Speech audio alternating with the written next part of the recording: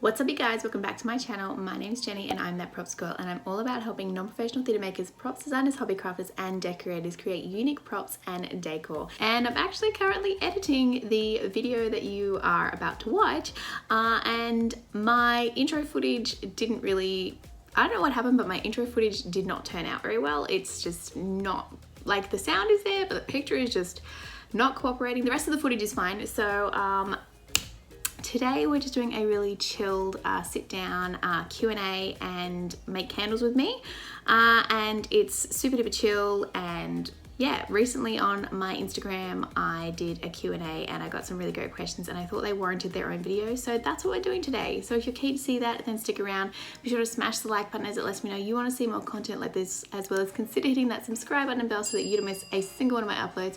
And with all that said and done, let's jump into candle making.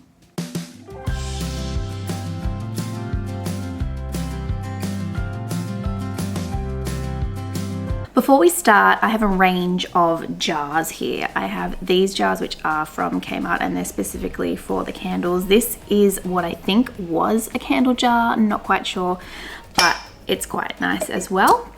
And then I have this, which is also from Kmart, and I think these are like, these canisters are meant to be for tea and coffee, but I actually bought them and didn't have a use for them, but I thought they would make really nice candles, which is kind of what prompted me to make this video, because I thought I would try before Christmas and maybe I could give them away as Christmas presents.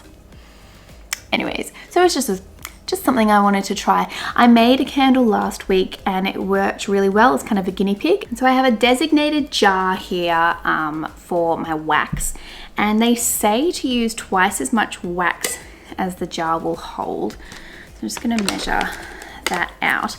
But the questions, as I said, you guys sent them to me on Instagram. So I often do Q&As on my Instagram, and I want to do them more often because I am genuinely curious as to what you guys want to see, and if you guys want to know something specific about theatre. I'm going to pour this out.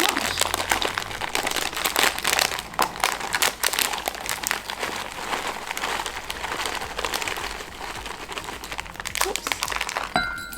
But yeah, so I'm always interested in giving content that you guys want to see, but some of the questions that I received in my Q&A were so good I thought they actually warranted a video themselves.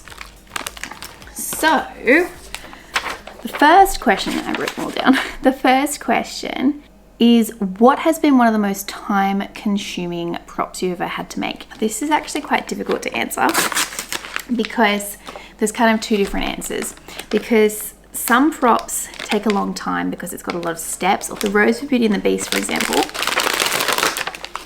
that took a lot of time because it had multiple parts to it, and I might do a separate video at some point in how I made the Rose for Beauty and the Beast and how it dropped petals, and I'll insert in a clip of it dropping petals.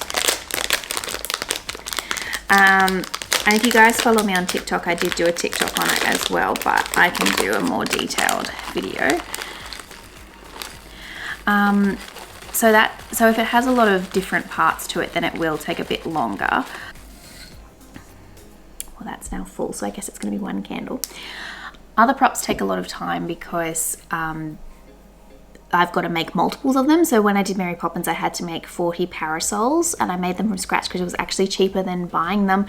And they took a really long time, but that's because there was all the sewing that was involved. So I think the rose, the jellyfish that I recently made for Little Mermaid, and the parasols that I made for Mary Poppins, they're probably the most time consuming props I've ever made. I'm going to take my wicks, and I'm using like those little sticky dots to attach them to the bottom.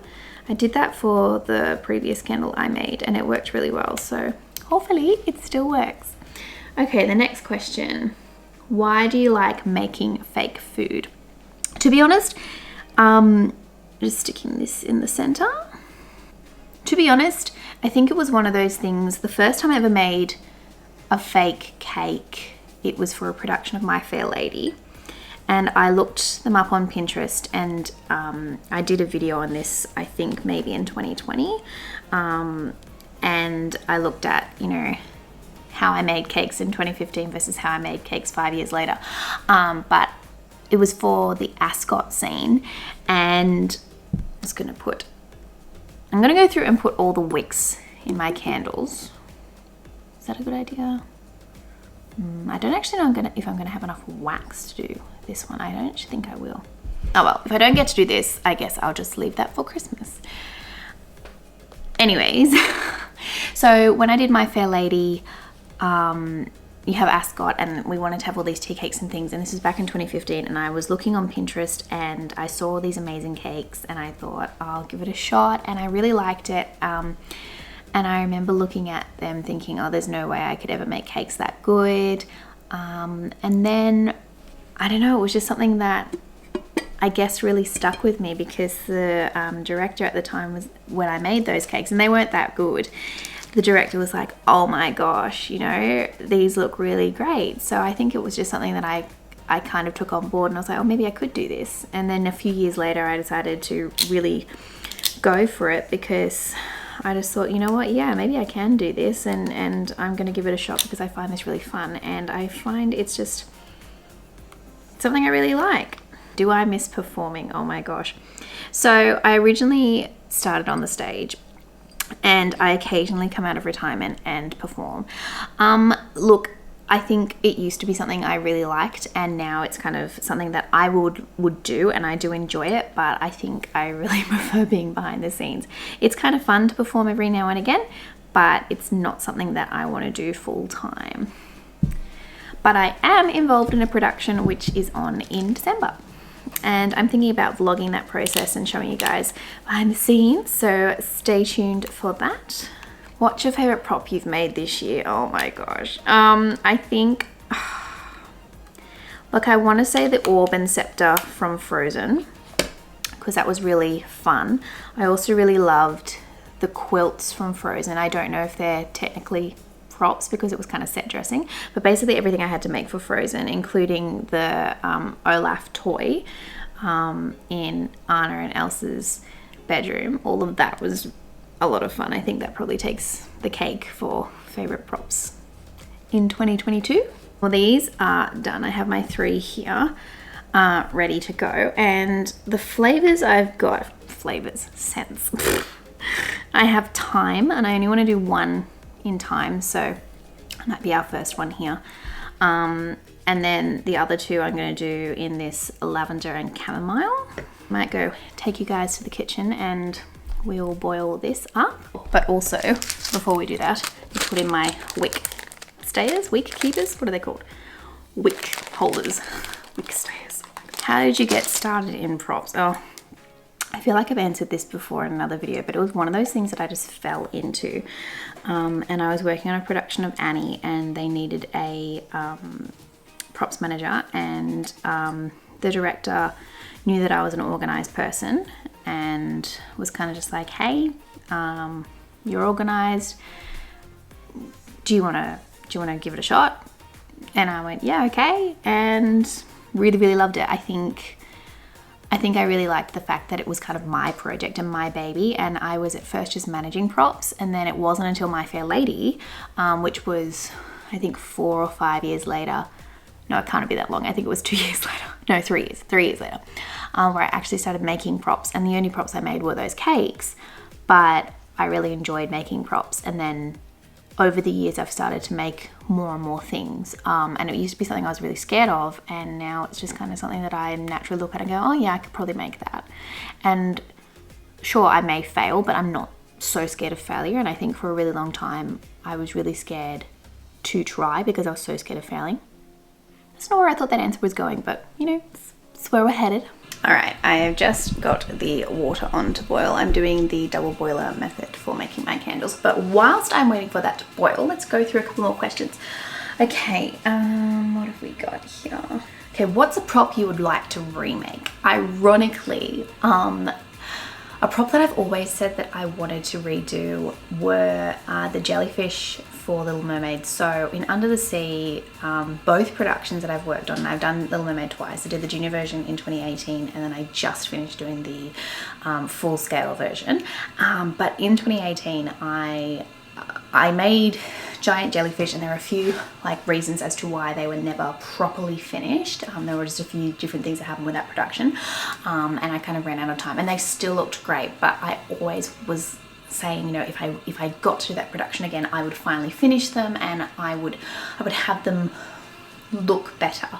And I finally got given that opportunity this year, and I am really happy with how they turned out. So that was kind of a prop that, yeah, I loved remaking, and it kind of helped my heart a bit, going, yay, I finally did it.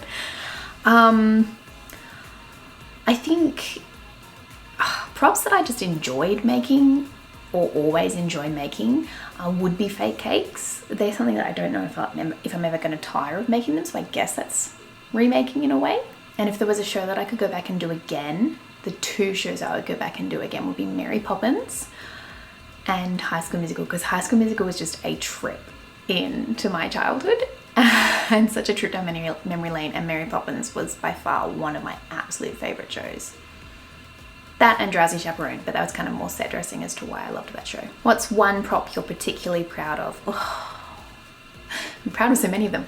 I'm probably going to say the rose in Beauty and the Beast. I was pretty happy with that one. I was also really happy with the parasols in Mary Poppins. But, and this is going to sound really odd, but sometimes when you have a plan in your head, and sometimes I'll design something in my head and just go, I think that will work. I'm gonna give it a shot, and when it actually comes and it works, it's so satisfying. And that's happened to me twice this year. The first time was when I did the Coronation Cushion for Frozen, and I did a video on this, but when I put the magnets on the bottom of the orb and then made the magnets sit in the cushion, and just the first time those magnets held it in place, I was so excited, and so that was really, really satisfying.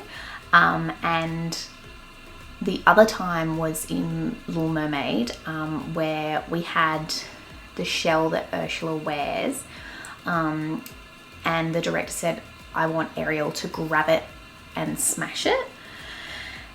And I was thinking, oh my gosh, how am I going to do that? And I actually got, I put the shell on ribbon, and I used magnets so that you could just rip it off of her. But the shell itself was made of air drying clay, and because air drying clay obviously smashes. But I was just, when it actually first of all sat and the magnets held, but then when it smashed, I was so happy. And it was just one of those things that, you know, the director said it, and I just instantly knew how I was going to do it. And, you know, I was 90% sure it was going to work, but, you know, there's still that 10% that you're like, oh, what if this doesn't work? What's my plan B? And it worked. So, yeah, I guess there's some props that I'm pretty proud of. Were you always creative, even as a child? Oh. I think the term creative is often misused. Because I think that everybody is born creative in their own way. Because I think people confuse being artistic with, or be like, you know, creative in a musical way or a physical way. But I'm going to use artistic for want of a better term, with being creative. So I'm going to rephrase that and say, was I artistic as a child? I want to say no. I think I was always imaginative as a child, and I always had the ability to visualize things. I think I enjoyed doing craft as a child, but, you know, I don't think I developed an artistic eye until much later on, and I think that might have been something that I learned. I don't think that's necessarily a natural skill of mine. I think I learned about color theory, and because I enjoyed it, and because I enjoyed crafting, and because I discovered that I had a love for props, I got better at creating artistic things. I've always been quite practical and good at making things. and I wrote a lot of stories, and I was always playing pretend and all those sort of things because I'm an only child, and it was kind of how I would entertain myself. And I think that that kind of helped, I guess, to have that sort of brain that looks laterally at things and imagines, you know, what things could be.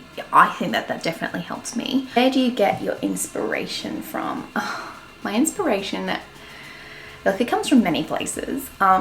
Sometimes for my channel, you know, I'm not asked to make some of the things. I will just go, yeah, you know what, I'm gonna make that. Or sometimes I ask myself, how would you make that in a fake way? So when it comes to food, sometimes I do look at it and go, how would I make a fake croissant? How would I make a fake custard tart? How would I do that? And I experiment. And sometimes I experiment live in front of you guys and it doesn't work. Other times I get a lot of inspiration from Pinterest. And there's a few people that I follow on Instagram who are, you know, props makers, and I love looking at their work.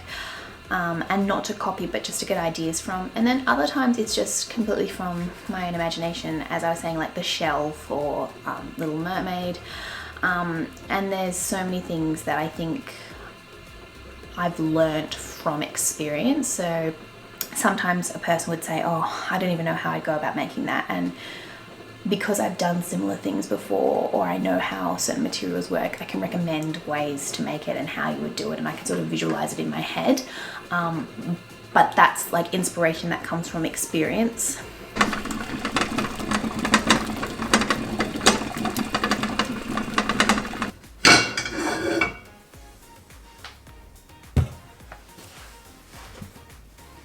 Sorry, I had to stop filming because the boiling was so loud.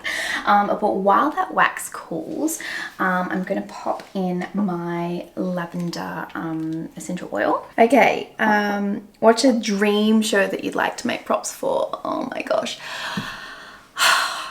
One of my dream shows was actually Mary Poppins, so that's one that I've achieved. As I said, would kill to do it again.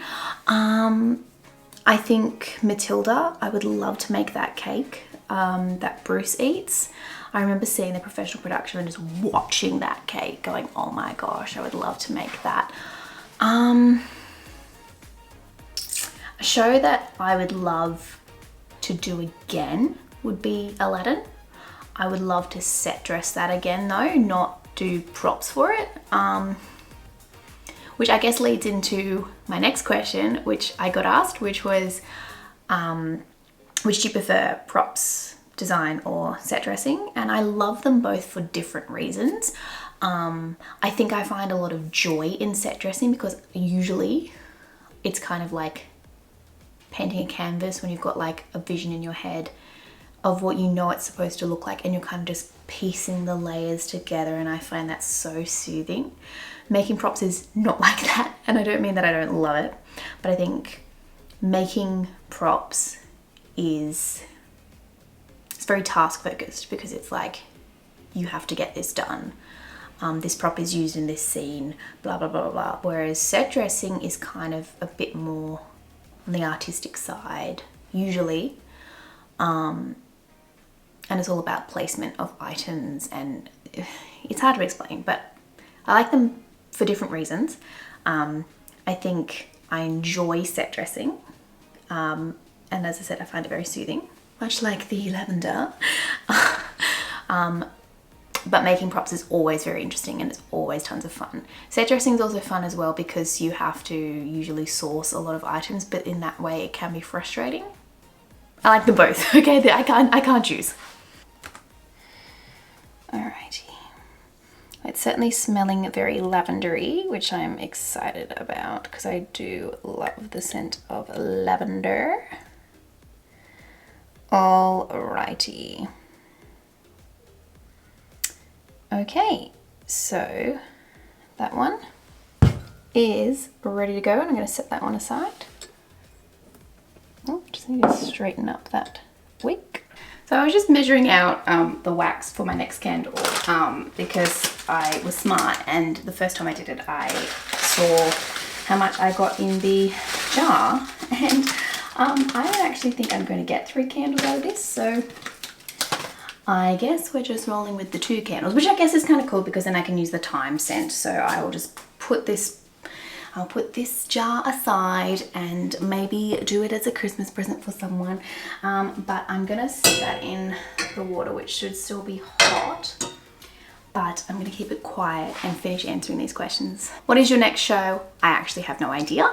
I mean, I'm in a production, as I said, in December, so that is technically my next show, but my next show for props I actually don't know. Sometimes they sneak up on you when I get asked to do things last minute, but yeah, I don't actually know. So the props that I'll probably be making upcoming will be ones that I've always wanted to try and more project based for me until a show comes along. But if you do have any suggestions, let me know. You can DM me on Instagram, you can comment down below.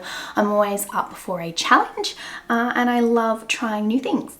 How do you keep track of props? I actually just did a video on how I do my in-show props track, and I've already done a video on how I store props, and I can do a video in how I cross-reference and do my spreadsheet for storage of props if you're actually interested in that. And I've also done a video on how I do my props table. So all of those you can find on my channel already. And the last question, oh my gosh, this was so savage. Or at least, I don't know if it was like an attack. I'm sure it was not meant this way. Was how do you handle rejection? I'm gonna phrase this in terms of design. I think all creative people have a tendency to be a little bit precious, and I'm not unruling myself from that. But I think you just have to develop a tough skin, and you just have to kind of get over it. Especially if you are a costume designer, a lighting designer, anyone who is not the director or the producer or the musical director of a show, and you're not like the person with that like artistic vision for the show. So normally you'll have like your director or your producer, like your MD, those sorts of people, and even like your choreographer to an extent. Like those people are like the spearhead of a show, and they know what it's meant to look like. And then the production team that's brought in to facilitate and make that happen, it's our job to fulfill their vision. And so if they change their mind about a prop or a costume, or sometimes you'll make something, or you'll think you want a costume to look this way, or you want the lighting to look this way, but then when you actually see it on a stage, it doesn't translate to what they thought in their head, or maybe they've changed their mind or whatnot. And there comes a point where you actually just have to deal with it, and you have to develop a tough skin and just go, yeah, you know what? Suck it up. And I've been in the situation where I've seen people be really precious, like designers, and just be like, I spent so much time on that, blah, blah, blah, you can't cut it from a show. But the reality is that that happens to me quite often. And yeah, sure, it's disappointing. Like it is. But at the end of the day, it's not your show. And if you're doing it for you and for your own personal, accolades, then you're actually in the wrong business, because you can't do it for that. You need to love it for you, and you need to love it without being noticed. And that's one of the best things about working in the shadows, is that you don't get praise.